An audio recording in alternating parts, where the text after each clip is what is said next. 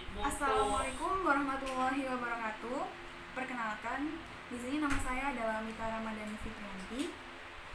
Di sini saya akan menjelaskan tentang sedikit, yaitu adalah social distancing. Di mana social distancing sekarang itu merupakan suatu hal yang booming di sekarang ini karena adanya virus COVID-19 atau biasa disebut sebagai corona. Nah, social distancing di sini merupakan suatu tindakan atau jaga jarak sosial yang diperlakukan oleh individu dan juga individu lainnya dengan jarak yang 1 hingga 2 meter. Dari sini saya menerangkan sebagai social distancing itu banyak sekali masyarakat menganggapnya itu secara beragam, baik yang dianggap sebagai tindakan yang sangat gugup atau terkungkung sekali di dalam rumah, dan juga social distancing itu merupakan timbulnya awal dari stres. Kenapa bisa dikatakan stres? Karena memang kita tidak terbiasa untuk di rumah setiap hari, pekerjaan apapun selalu dilakukan di rumah, baik itu kerja, kuliah, sekolah, dan lain-lainnya, dan dilakukan secara online. Namun banyak sekali sikap masyarakat menanggapi social distancing ini dengan pemikiran yang negatif, di mana mereka itu selalu melakukan hal-hal yang di luar nalar mereka. Jadi mereka itu selalu bilang bahwasanya pemerintah menerapkan social distancing ini tidak sewajarnya dalam penerapan sistem ekonomi. Dimana kenapa banyak sekali social distancing di Indonesia namun tidak digubris oleh masyarakat. Masyarakat tetap saja tidak memperlakukan social distancing ini secara baik, karena pada dasarnya kita menuju ke pendapatan per kapita Indonesia merupakan pendapatan yang memang kita adalah suatu negara yang berkembang. Pendapatan kita itu hanya sekitar 54, berapa juta. Apabila itu didolarkan, itu tidak sampai 11 dolar.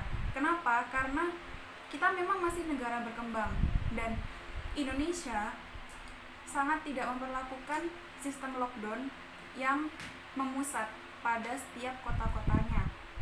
Karena itu banyak sekali masyarakat Indonesia yang masih meremehkan tentang social distancing ini. Apalagi bagi orang-orang yang memiliki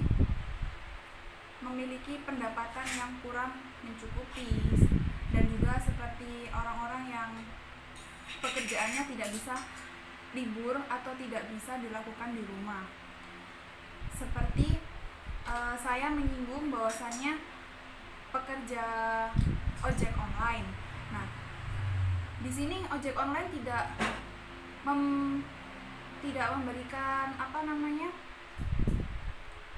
tindakan yang disebut juga social distancing. Mereka tetap saja melakukan pekerjaan itu di dalam wabah virus COVID-19 ini.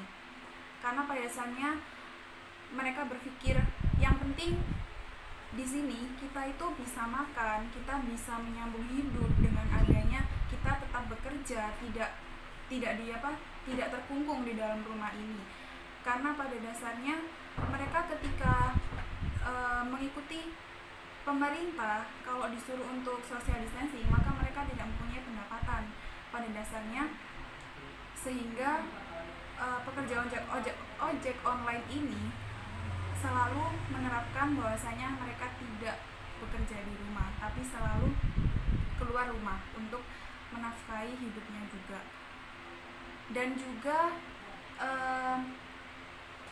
pemikiran masyarakat, di mana bahwasannya untuk social distancing ini banyak sekali masyarakat yang berpikir itu secara tidak fleksibel. Seharusnya ketika kalian tidak berpikir fleksibel seperti itu, kalian itu bakal mudahnya stres, dan timbulnya stres itu bakal mengganggu kejiwaan fisik kalian masing-masing. Jadi menurut saya kalian tuh harus bisa bersifat fleksibel pada kondisi yang sekarang ini. Kita sebagai makhluk sosial itu harus bisa menerapkan atau bisa menuruti sistem pemerintah untuk menjadi suatu pedoman. Kita pegang pedoman itu atau perintah pemerintah itu agar bisa menyelamatkan negara ini. Dan juga ketika kalian di rumah itu pun kalian bisa melakukan hal-hal yang positif, kreatif, yaitu seperti mengembangkan hobi kalian. Kalian juga bisa melakukan apapun kegiatan positif di rumah. Nah, dalam setiap pekerjaan atau apapun yang dilakukan di rumah, kalian bisa melakukannya dengan secara individu, berkelompok, dengan keluarga, ataupun ketika kalian melakukan itu, kalian juga pasti merasa kalian bosan, jenuh, dan juga frustasi kan ketika di rumah. Tapi ketika kalian merasa untuk bisa ingin sekali keluar dalam social distancing itu, dalam kondisi social distancing itu, maka rasa timbul stres dan rasa yang tidak fleksibel dalam diri kalian itu malah akan semakin meningkat, dan itu justru menyebabkan kalian timbulnya stres yang berlebihan. Maka dari itu seharusnya kalian harus bisa meminimalisir keadaan dengan cara mengkondisikan diri di rumah dengan baik, berpikir positif, mengembangkan apa yang kalian bisa, hobi ataupun apapun yang bisa kalian kerjakan sendiri di rumah. Yang penting pesannya adalah selalu jaga kesehatan, memperkuat sistem imun tubuh, dan juga kalian juga harus bisa